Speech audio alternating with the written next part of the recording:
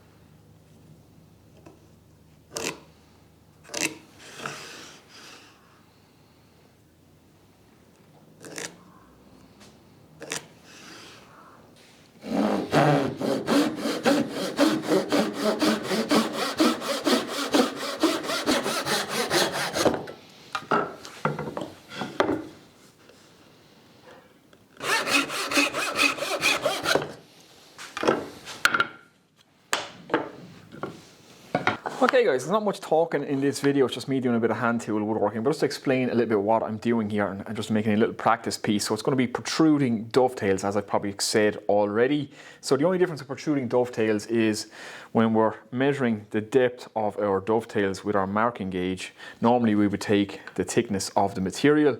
So you just got to decide how much you want to protrude those dovetails out and just add that on then to the thickness of the material, and then you will scribe your marking gauge line, the depth of your material plus how much you want it to protrude. So nice and simple. Now, the way I'm going to assemble this box is I'm going to have dovetails in the long side of the box. So we'll have our dovetails into the sides, both sides, and I'm also going to then dovetail the base. So the base is the exact same length as the sides, and that's going to dovetail into the end of this. So we'll have protruding dovetails in the end of our sides as well as down the sides, and then we'll make our lid. Again, it's just a little nice practice box to do some dovetail joinery, and just a little excuse to practice some protruding dovetails. So that's how the box is going to be assembled. So we have to cut tails here, here, here, and here. And one other little thing I should just point out, if you decide to make a little box like this, whatever dimensions you decide to make it, just get your side pieces right. So remember, the sides, or my long sides, are going to be dovetailing into my ends.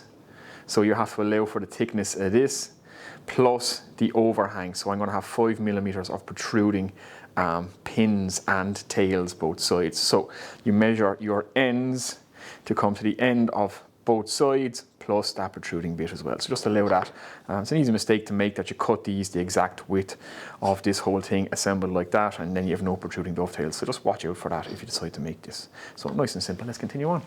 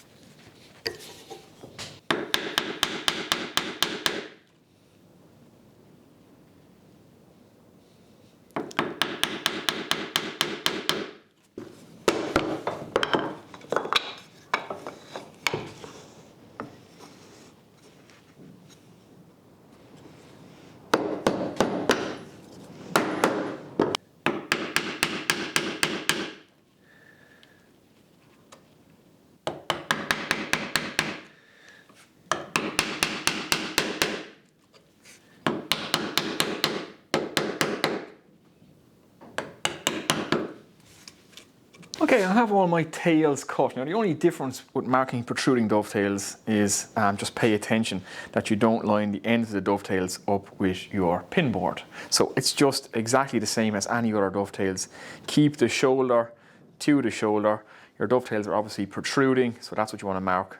So just be careful that you don't mark them back here, obviously, because the angles won't match. So not much more to it than that. Just line up your shoulder lines again. Get the marking knife in there and mark it out.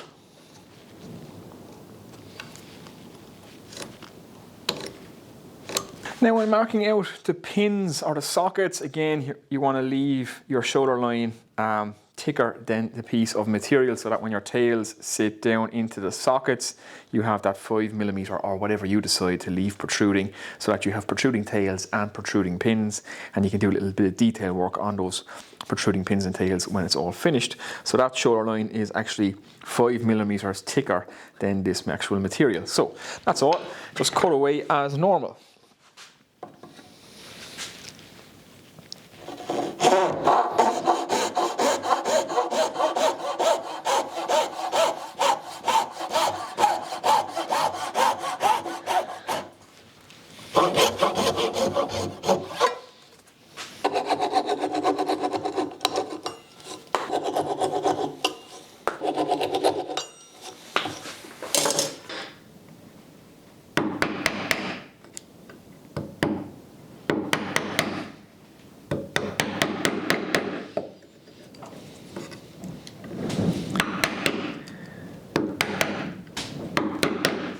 Okay guys, I'm just cutting the dovetails into the base. Now I'm doing this as a kind of a practice box, just cutting a load of dovetails. That's why I'm doing this. Ordinarily I would never cut a dovetail into the grain running like this, because these little pieces are just shark grain now and they can snap off. And we have a very small bit of shark in here, so I can actually just catch that now and snap it right off. So I've got to be very, very delicate now and very, very careful. So I've got to fit the base first before I attempt to slap on the sides. And I'm going to cut these dovetails on the bottom a little bit loose, so they're not going to be a super tight fit. They'll just slot in nicely, just so I don't snap anything off. And once it's all glued in place, it'll be, all the strength will be back in it. And another thing I just want to point out as well, that these dovetails or these pins aren't going to be protruding because they're coming out of the base. So I've cut this, the depth of the actual thickness of these tails. So they're just going to sit down there just like that. And again, have to be ultra careful now that I don't snap off either end of this box. Again, this is just a little practice piece, and it's delicate work from here on out. Okay, in order to assemble this little box, I've just inserted the base. I've supported the shark grain with some clamps while doing so, and just tapped in that base, glued it all up. Now, this long grain running at right angles to that shark grain, plus being glued to it, will re-strengthen that whole joint, and pieces of wood back up again. Again, it's just a little practice box for doing dovetails. I wouldn't ordinarily design something cutting dovetails into side grain like that, because it just snaps straight off. But yeah, it's just a little challenging piece to make. So I'll let that set up there, let the glue get into that, and then we can stick on the sides. Okay, we're proceeding a bit at a time. So I have the base on the two sides. So the base first, like I've said already, and then I've just put one side on. You can see the kind of look I'm going for with the protruding dovetail. So we'll have squares down the side, across the bottom, and up the other side, and you can see the pins then sticking out here. Now, you have to try and support everything as you're going, so you don't want to break off the ends of the pins, especially on the shark grain areas, as I've explained. So you kind of have to use a lot of clamps to put this together, put it together a piece at a time. So you got to hope in the end that your joinery is good and your box turns out square, because there's no way of actually squaring this up. But it's a fun little one to try and put together. It's a bit of a puzzle, and it's just a little bit of practice at the end of the day. So I'll let that set up for a few minutes now, and then I'll clamp both here and here on both sides, and I'll slap in this end, and then we can look at making a lid for this box and doing the final finishing details on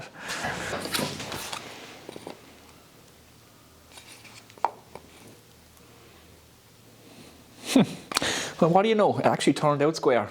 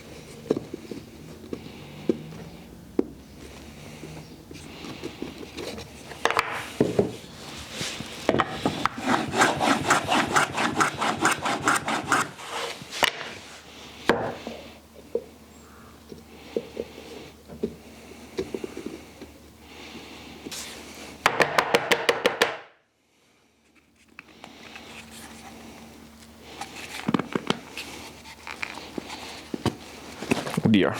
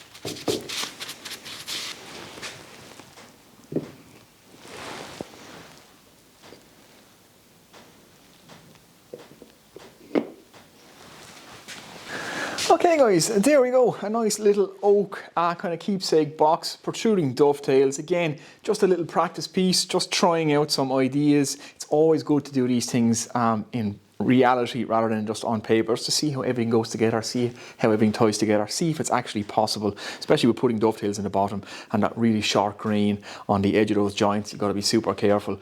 But I have a few ideas for upcoming projects. I just wanted to try out a few little concepts, put it all into a little box, and any excuse to use those hand tools is more than welcome. So hopefully you've enjoyed that one, guys. Hopefully you've got something out of it. I tried not to talk too much in this video and just let the hand tools do the talking, so hopefully you've kind of enjoyed that as well.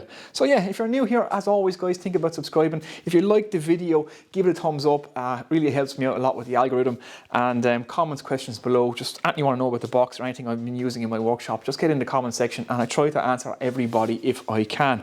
So yeah, that's it guys, I'm going to get out of here now. And as always, massive thanks to everybody over on Patreon who continue to support the channel. It's very much appreciated guys. So there you go, until the next project guys, take it easy.